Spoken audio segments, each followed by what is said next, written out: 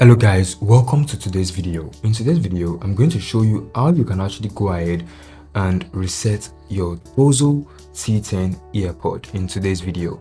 First of all, the first thing you want to do is to go ahead and click on, just drag your phone, then you go to your Bluetooth. Then on your Bluetooth, you want to expand it and you search for the Tozo if you've previously connected to your earpods.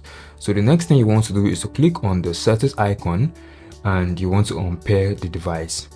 So once you've unpaired the device from your Bluetooth on your mobile phone, now once you disconnected the Tozo earpod from your mobile phone, what you want to do is to go ahead and bring both earpods out of the charging case. Now bringing both earpods out of the charging case, make sure you put your hand on it, then make sure it shows a red light that will come on and off. So we're going to do that real quick for 5 seconds.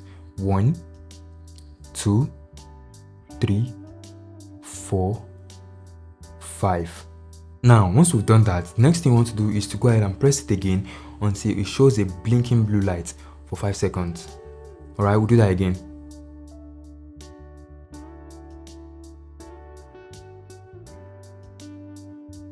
Right.